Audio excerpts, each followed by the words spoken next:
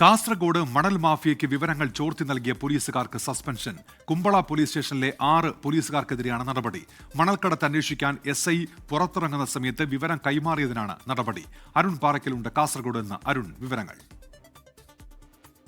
ഉന്മേഷ, ജില്ലാ പോലീസ് മേധാവിയാണ് ഇതുമായി ബന്ധപ്പെട്ട ഉത്തരവ് പുറത്തിറക്കിയത്. കുമ്പള പോലീസ് സ്റ്റേഷനിലെ 6 പോലീസുകാരെയാണ് സസ്പെൻഡ് ചെയ്തത്. സീനിയർ സിവിൽ പോലീസ് ഓഫീസർമാരായ PM Abdul Salam, AK Vinod Kumar, Linesh, civil police ഓഫീസർമാരായ AM Manu, MK Anoop, police jeep driver Krishnaprasad എന്നിവരെയാണ് അന്വേഷണ വിധേയമായി സസ്പെൻഡ് ചെയ്തിരിക്കുന്നത്.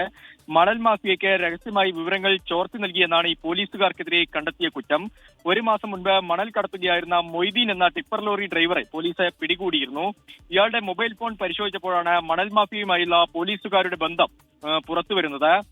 പോലീസ് മണൽ വേട്ടയ്ക്ക് ഇറങ്ങുമ്പോൾ കൃത്യമായി വിവരങ്ങൾ മണൽ മാഫിയയ്ക്ക് കൈമാറുന്നു എന്നാണ് ഇവർക്കെതിരെയുള്ള ആരോപണം. SI ശ്രീജിത്ത്, കുമ്പള SI ശ്രീജേഷ് ആണ് ഇതുമായി ബന്ധപ്പെട്ട പരാതി കാസർഗോഡ് DYSP CK സുനിൽകുമാറിനെ കൈമാറുന്നത്. ഈ റിപ്പോർട്ടിന്റെ അടിസ്ഥാനത്തിൽ ജില്ലാ പോലീസ് മേധാവിയാണ് ഇപ്പോൾ നടപടിയിലേക്ക് കടന്നിരിക്കുന്നത്. 6 പോലീസുകാരെ അന്വേഷണ വിധേയമായി സസ്പെൻഡ് ചെയ്തിട്ടുണ്ട്. ഉന്മേഷ്.